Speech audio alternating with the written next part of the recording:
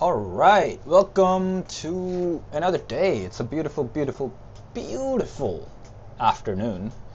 And let's just get right into today's analysis session and get cracking. There is just so much exciting stuff in life that I hope you are working on in your life and your personal projects and things that excite you, that make you feel alive, which is good stuff.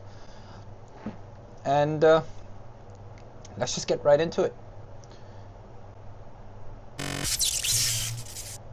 All right. Where is... Hold on a second. Okay.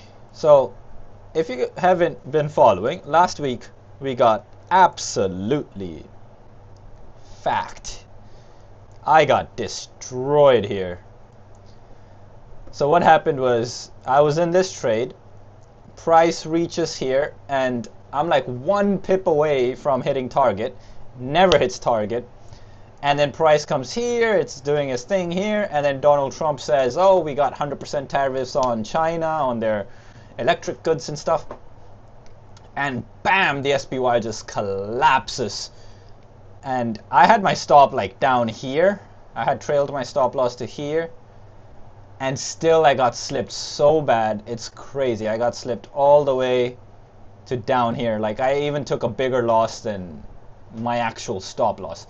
From stop here, I got closed out here, and it was crazy.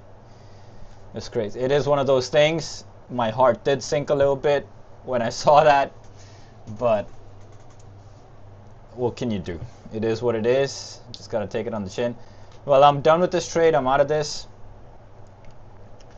And before we get into just the whole trading, let me show you what is up. So I did work on a framework for the trading plan, and so let's just go through it together so you kind of have an idea of like how I'm trading currently with the current refinement in my system. So we got Khalsa flow, it doesn't really matter the name and stuff, but it's built to trade from alignment, not emotion, which is how you trade anyways. And you only execute when bias, structure, context merge into undeniable conviction. Your mission is to not chase trades, it's to trade clarity. And primarily trading FX, secondary gold, silver, crypto, Bitcoin, ETH, all that stuff. And then reasoning is you should stay focused on the markets that offer both liquidity and clean technical structure. Framework will be 4-hour executions with daily or even weekly structure, but mostly daily and 4-hour, like that's all I'll be looking at. And then what I'm looking for is price action, I'm looking for supply and demand, and I'm looking for structure-based kind of confirmations and just context of the market. Risk is going to be slightly adaptive depending on my account size and stuff, and drawdown and what's happening currently. Style of trading is more swing to position. I like to just not worry too much about my positions in the market. This may or may not change, but I like to focus more attention on my other business. So higher time frames allow me to stay detached, stay selective, and stay conviction based.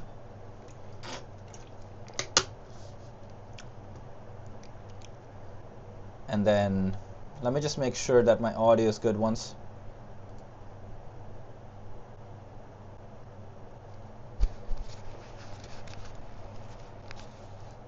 Yeah, audio seems good.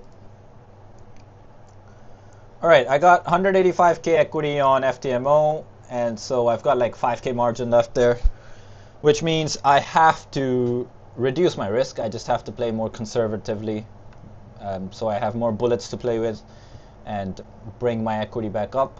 Otherwise, it is a little bit risky, and I don't want to play that game. So 0.25% risk on that, and then return to the 0.5 base until the account equity is a little higher. Then we get back to 0.75, 1% in, and then up and away from there. Max open positions per correlated pair, let's just go with 1. So if I'm in a euro trade, then I'll just stick with 1 euro trade and not execute multiple euro trades. Target minimum 1 to 3R. Total weekly exposure cap 2%. Limit entry model, so supply demand, major supply demand areas. I'll use limit orders. And from my analysis and review this week, I realized that sometimes my zones are a little too tight, and so I have to widen my zones. Wider zones will make a bit of a difference where I will have a better bias, where I won't start having the incorrect bias just because the zone is a little smaller and price pierced through it. And then we got market execution, so when structure shows reversal, confirmation, engulfing, break of structure within the zone, I'll probably do a market execute there where I think it's a good price point to get in. And this will be, SL will be structure based. Stop orders will be momentum based. When I'm seeing like a break of structure or like a break of zone or something, then I can use stop orders. When I think that one directional, let's say the market's kind of heading lower, but I think it's actually just a pullback and it's going to push higher, I can place a stop above that, above some structure point or some candlestick pattern, which I think is going to make that move to the upside. And then trade management, mostly it's going to be set and forget as the baseline. I don't really like to micromanage and think about the markets. I just want to be living my life and working on my other projects and business. So for the most part, set and forget, but I will be, kind of moving my SL to break even, especially with things like what happened last week. Kind of protect myself a little bit with the risk exposure. So 1%, 1R to 1.5R move in direction, I will move my stop loss break even, reduce my risk, get it out the way. And then on the flip side, if I am in targets, so about 80 to 90% near target, then I'm going to be quick with closing my trade out as well. Again, what happened last week where my trade just goes 1 pip away from target and then it just never gets hit, and then I actually lose on that trade. I end up losing more money than I initially risked at the end of the day. And I hold that trade for 2 weeks. I don't want to have that kind of a situation ever again. So that's that. And then the basic, never make your SL wider than you initially made it. I would never do this, but if you still go through this kind of a problem, then definitely work on that. And then no adding to losers. Only scale in on confirmed winners, and this is where most of the wins happen for me anyways. Like, I'm in a good trade and then it's going my way, and then I scale in, I size in along the way, like a staircase up. And yeah, that's just that. Check this out if you're curious what I'm sniffing on right now. It's a herbal inhaler. I got it in my travels in Thailand, and a lot of Muay Thai fighters, and I just saw people in general were just sniffing on this. I was like, that's kind of cool. So I got myself one.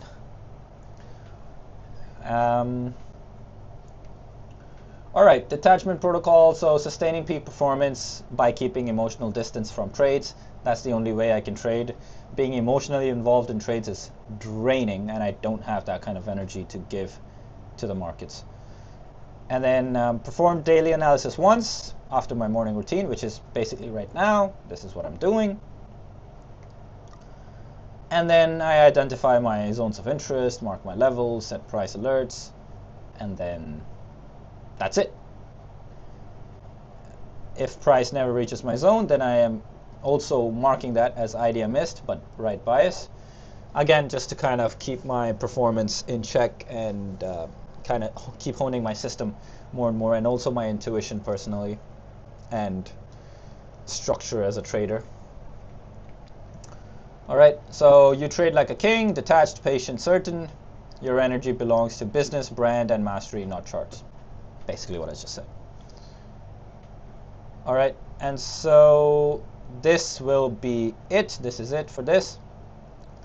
And let's just get right into it. I'm just going to clean all these charts up because I am done with these. I'll clean everything up so we can reanalyze everything.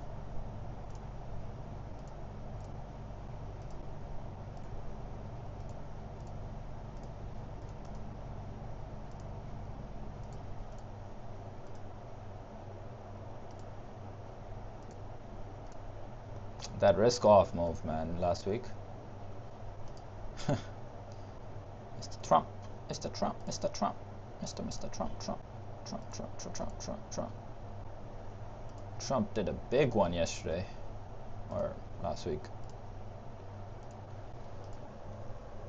Okay, let's just begin right from the top. Let's see what equities are up to. That drop, dude, last week's drop. Look at that, holy. Fuck's sake, dude. Damn.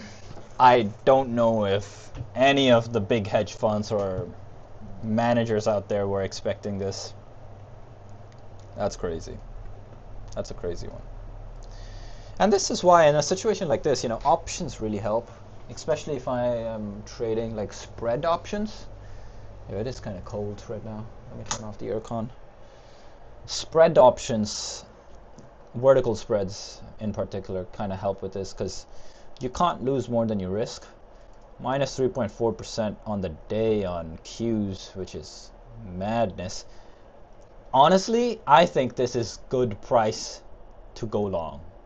This is just good pricing to go long. What's the VT? What's the Wix up to? Look at that Wix spike. The volatility just went crazy last week. So Wix is basically the volatility gauge. Nothing much. Oh, look at the bounce back though. These pullbacks. You know, honestly, I'm starting to feel a little bit bearish on cryptos. I'm not really like these levels up here. 1 tap, 2 tap, 3 tap, 4 tap, 4 taps, and price is unable to move higher. So this 5K zone up here seems to be Ethereum's current magnet. Although I do see this kind of breaking higher. Any price points lower, I think, is buying opportunity. Definitely want to be buying this, but probably at these lower levels. Let me see what Ethereum wants to do here. Ethereum may be at these levels. This could be an interesting level. Let me make this bigger. This zone right here is an interesting demand zone, definitely. So if price can get down there.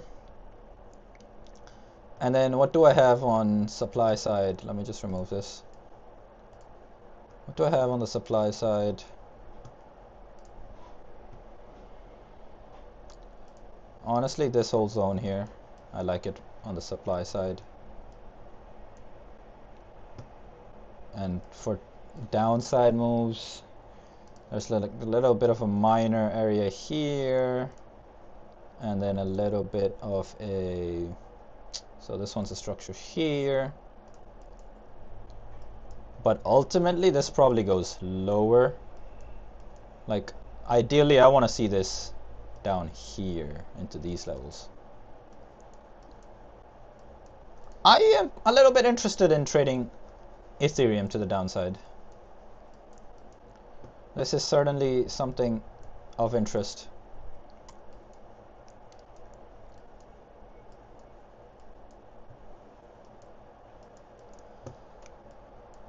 I can see this potentially playing out. Alright, I don't really want to spend too much time today on the charts. I'm not really keen, but this, I don't mind this. But that's a 28% move. And how long can we do this? I mean, with this kind of volatility. And cryptos are moving in general, what, 3%?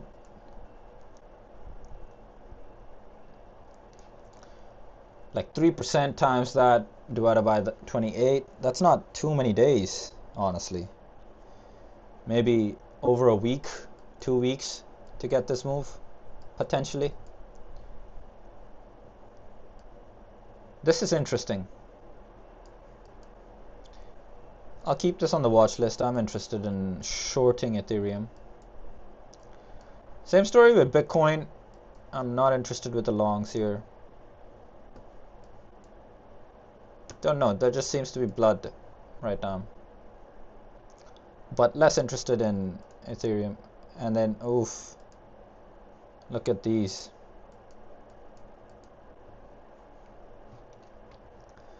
My aunt asked me if she should buy silver. And yes, it's running right now. But this is just really short-term momentum trading. Like all the metals are just going crazy up. They're just going crazy. Look at this. How perfect was this trade? Look at this. We waited too. Boom. Exactly like that. Boom. Damn. And then boom. Boom. Exactly like that. Yeah, I have to put this in my analysis, honestly. Hold on a second. I did not put this in my analysis. This has to go into that review. Let me just add this to my review real quick. Give me a second.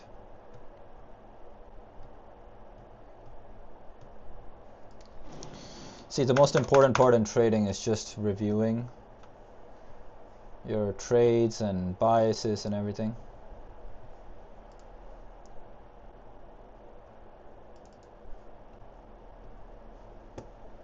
Alright, that's done. Let me just stick with it.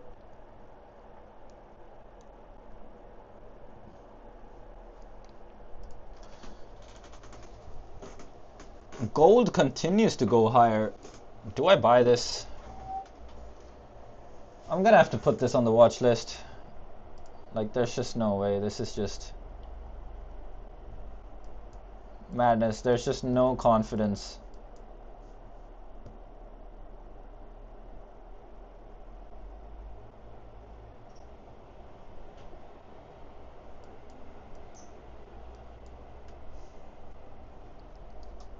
So yeah, anyways, coming back.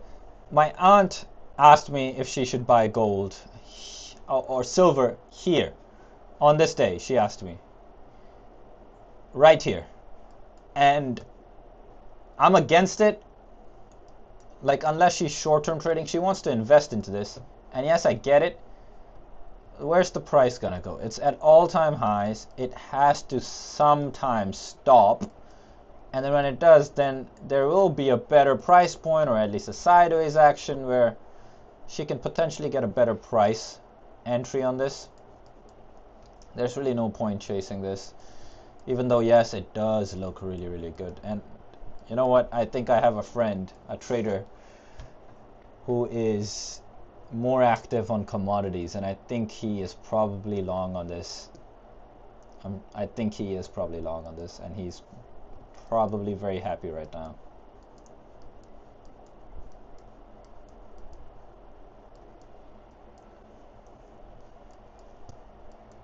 You know what? With gold, I'm gonna have to look for these buys. There's just no way anymore. Buying at these highs right here, though. Let's see. I'm gonna watch gold. I'll be watching gold. See what gold does. Silver as well. It's just, you can't be buying right up here. Maybe some better price point. What would be a better price point?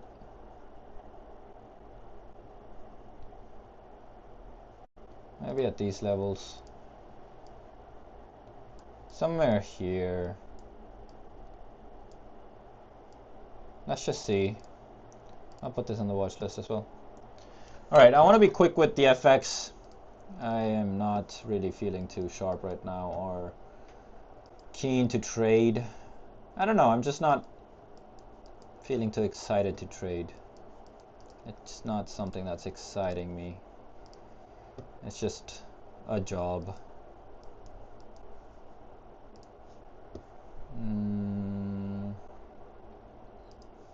Fuck this. I don't want to watch this. Same thing. Aussie NZD, overall uptrend in a major supply. Interesting price positioning. Interesting price positioning.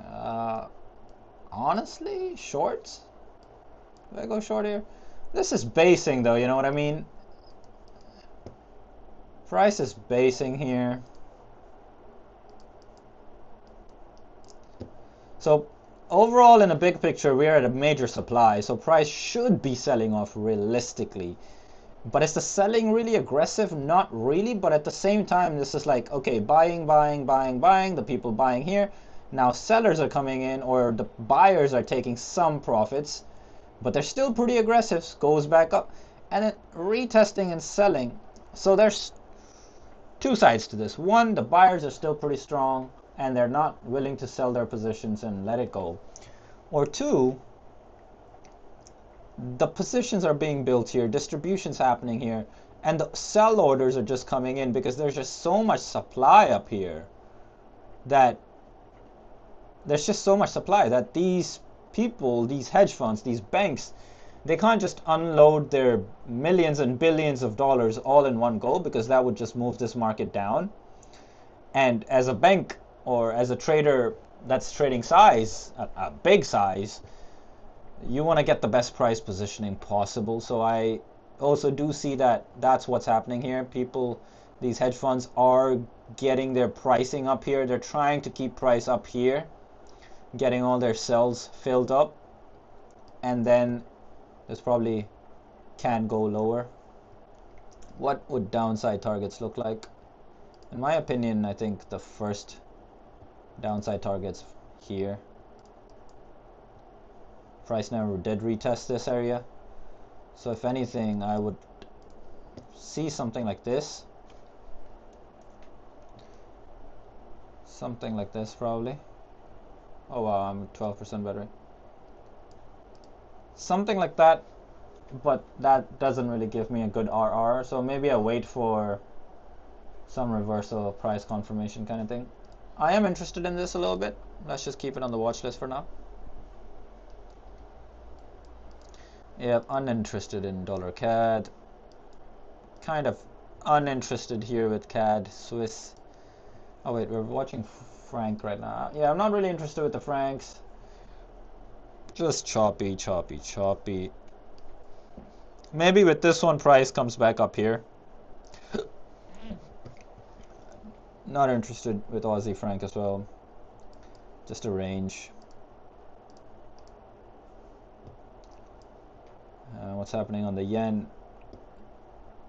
This was this gap last week. Dollar yen breaking highs.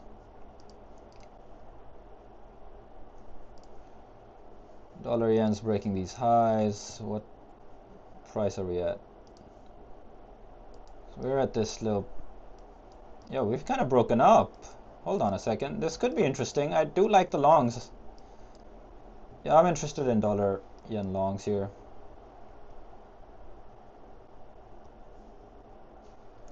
Let me just reduce the screen. Laptop's out of battery almost. Oh my goodness.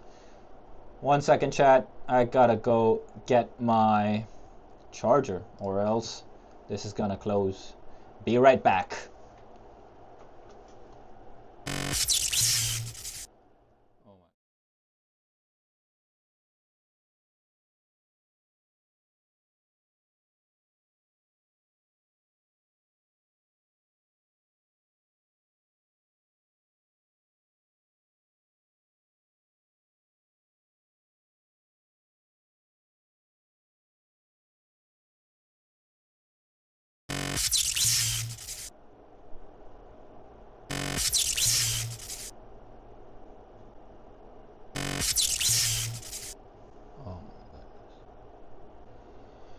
Okay, for some reason the screen's not even working. That's crazy. I'm just gonna stop the stream. There's just too many inconsistent